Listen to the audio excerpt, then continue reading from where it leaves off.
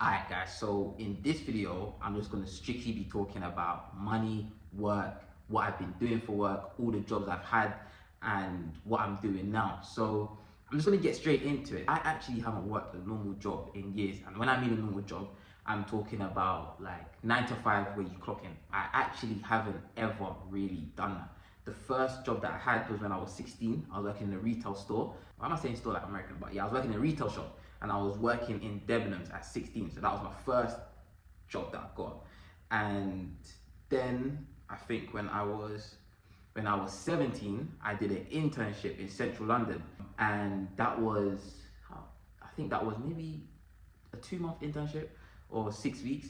And since then, I actually haven't had any other 9 to 5 or clocking in job. So I'm going to take you guys down memory lane. So after the internship, what I was doing up until now. And of course, I'm going to speak about how I made money online as well. So to start, after my internship when I was 17 or 16, I went back to Debenhams, which was my part-time job at the time, because I think at that time I was in college. And I hated it there. For some reason, I just didn't like it. I don't know what it was, but it just didn't sit well with me. So the first thing that I really started doing at that time was reselling online. So I was heavy in the reselling space. So what I was doing was I was selling on eBay. I had an Amazon business at that time as well. And before the Amazon business came, I was killing it on eBay. And what I was doing was on the weekends, I would get up at like 5 a.m. or something like that, and I'd go to boot sales, and when I'd go to the boot sales, there would be bad, good things there for cheap. Like I might get something that's £1, sell it for £20, maybe get something that's £1, sell it for £5, but it was adding up, so that was where I kind of started. I started at the boot sales, and yeah, from the boot sales, I then started going into shops. So I'd go into like toy shops, I'd go into Sainsbury's, Tesco's, TK Maxx. I would find things that are on sale and then put it on eBay. So after eBay, I then got into Amazon FBA, and that was where I actually really enjoyed the Amazon FBA thing. So I was pretty much doing the same, getting products, shipping them to the Amazon warehouse. Then when I get a sale, Amazon deal with it for me. So I was doing that at like 17 or 18. Now, with Amazon FBA and eBay, this is years ago I was doing it. This is 4, 5, 6 years ago now. So I can't say that those business models are still good if they make money. I don't know anything about it no more. But that was where I started. After Amazon FBA, the next online thing that I went into was social media management. So what happened was I wanted to make more money online, especially as I was leaving the UK. So I was like, because I'm leaving the UK, I don't know if I can still do FBA and eBay at the same rate that I was doing it. So I was like, I need to find a different way to make money online. So the first thing I went into was social media management. Now, because at that time, I was more consistent on TikTok, I didn't have much followers, but TikTok wasn't a bit new. It wasn't 5 years old yet. So I think when I started doing social media management, I might have had 10,000 followers on TikTok, 10,000, 12,000, around that number. So because I had those credentials, I could go to companies and say, look, I actually do know how to do TikTok. It's the new thing. TikTok is something you need to be on. Let me work for you. So I had like a few people that I was working for, but not really properly. It was kind of just working. And because I was also in the transition of leaving, it was a little bit difficult. But there was one company that I did work for officially. And luckily, as I previously said, I love football. So I was actually working for a football company. So it was great. Like I could just get up, make the videos, decide what we need to do to get more people interested in that club. That was amazing. So that was like my social media management journey. But prior to getting this job, I had studied it a lot. I had been on social media myself. So it wasn't an industry that was too difficult to get into. So in other words, when I first left the UK, it was social media management that kept me going, basically. That was my source of income. We've gone from eBay to Amazon to social media management. Now, in between this, I've done so many things to make money. Like, I've done so many things. And I mean little things. So I'm not going to go into depth about everything. I'm just going to speak about the main things. FBA, eBay, social media management was what I was doing. Left the UK now, doing social media management. When I'm waking up in the morning, it's like, I need more. I don't know if this is what I really want to do. At that time, I was thinking, social media, do I really want to be on social media all day, having to make videos for this company or whatever it was? So I moved on from social media management and left that. The next thing that I'm going to explain is what I wanted to do for a very long time. I just didn't know how to get into it. And for me personally, this suits my lifestyle the best. After social media management, I didn't go straight into this thing. It took some time, but now what I'm doing is Airbnb. For me, Airbnb fits perfectly. I'm interested in interior design. I do like interior design. I play interior design games on my PlayStation. I do like the hospitality factor of it.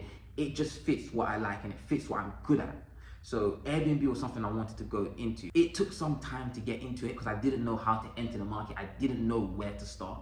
I was kind of just researching about it, watching courses, just there, kind of like watching a lot of YouTube videos, figuring out how to get into it. Now, I eventually break in and I eventually get some Airbnbs that I can start my whole projects with.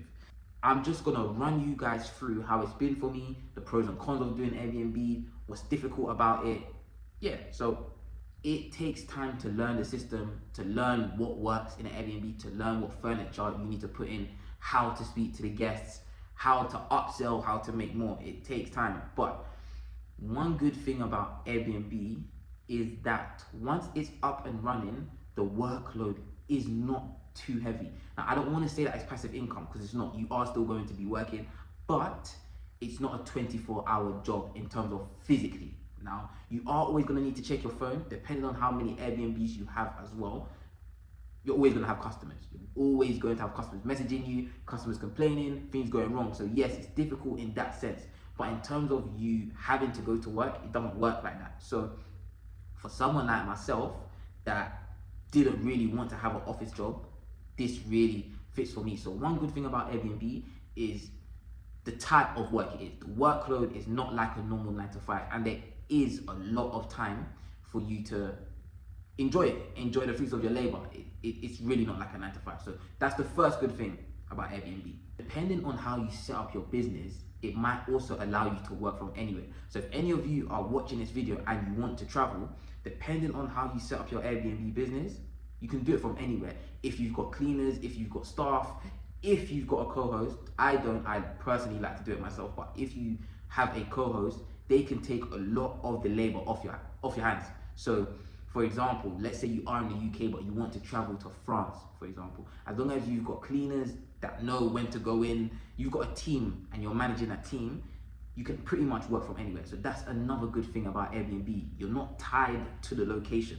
Of course, whether you're the owner or you're doing rent to rent, that you are going to want to oversee that property.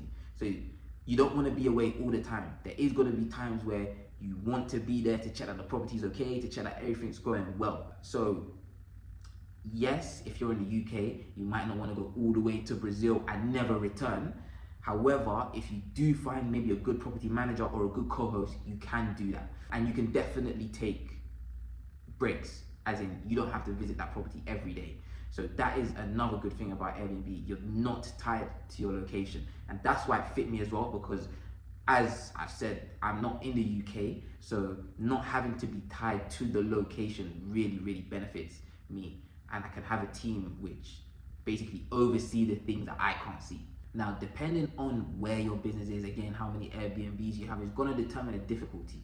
For me, there has been a few difficult situations. There might be someone who's aggressive at your property, but as you go by, you just learn how to deal with these situations. And one thing that I realized is no matter the problem, I've always come out on the other end and everything has been okay. There's been numerous of problems, but to this day, the Airbnbs are still running and they're still fine. So I say that to say, if you do Airbnb and you're encountering a problem, yes, it's deep in the moment, but it's not the end of the world. There's always an other end to the problem. And tomorrow, next week, next month, your Airbnb is probably still going to be running the same as it was running prior to this problem. So don't take it too stressful. But Airbnb, you do have to accept there is problems with it. There is some nights where you might not sleep well. There is some problems you don't know how to solve. That's just part of the game. If you're gonna do Airbnb, you just have to accept that this is what comes with it. Problems do come with Airbnb. So I just want to quickly go over the ways you can get into it,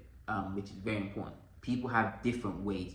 Of course, some people are owners of their Airbnb, which in my opinion is probably the best way to go about it. So there's not too much kind of pressure and different things that you have to follow, but not everybody is a homeowner or a flat owner. So there's another way to go through it is rent to rent. So what people do is they rent the property from the landlord, get permission to do Airbnb, and then they run their Airbnb business through rent to rent. So those are kind of the two ways that you can get into it. And with rent to rent, you're going to have to be comfortable pitching. You're going to have to be comfortable speaking to landlords, picking up the phone or going to viewings and seeing the property and then actually giving your proposal. And with that, because you are doing rent to rent, it is going to come with more pressure. If something does go wrong with the house or the property, it is all on you. You have to make sure that the business is running as efficiently as possible. There's as little mistakes or problems as possible. Whereas if you're the homeowner, you're the homeowner, so if anything goes wrong, it's just on you. There's no one above you to question what's happening. But those are the main two ways that people get into it. So this is what I'm doing. This is the business model that has been able to fund me while I'm outside of the UK. A business model I really, really love.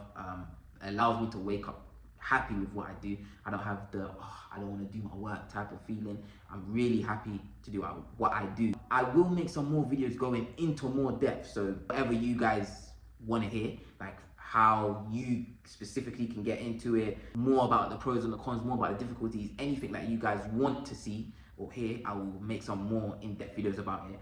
So if you did make it to the end of this video, thank you so much for watching. I really do appreciate it. Please do subscribe. It really, really does help. And it's free.